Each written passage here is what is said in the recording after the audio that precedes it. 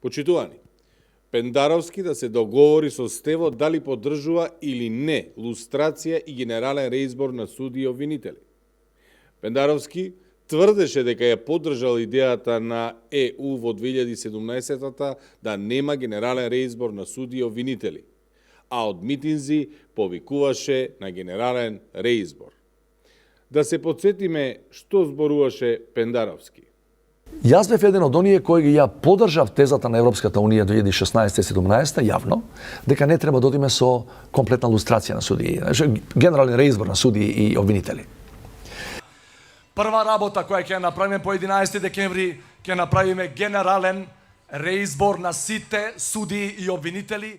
Стево Пендаровски е директно виновен за состојбата во судството.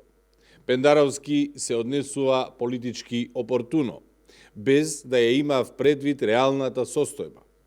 Еднаш кажува дека ја поддржал одлуката на ЕУ да нема генерален реизбор, а кога СДС требаше да прави политички прогон, ги заплашуваше со генерален реизбор судиите и обвинителите за да ги впрегнат во јаремот на СДС за политички прогон.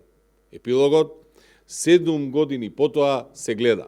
2% доверба во судството, политички монтирани случаи и граѓани кои ја напуштаат државата поради немањето систем.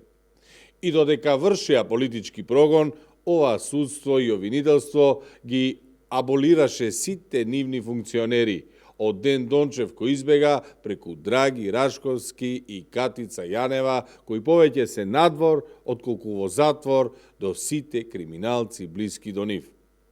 Со право, народот вели дека немаме држава. Време е да ја вратиме. Ви благодарам. Прашања? Премиерот Джафери тврди дека измените на изборниот законник се селективни и треба да се овозможи гласање со документи без рок за сите граѓани без изложби. Кој е вашиот став?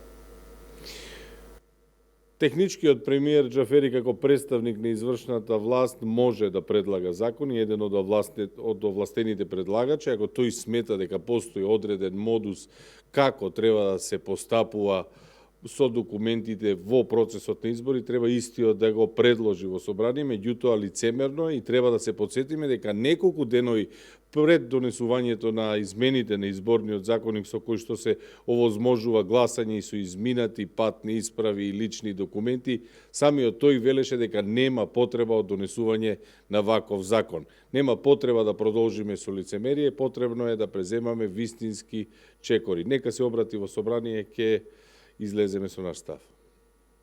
Ви благодарам.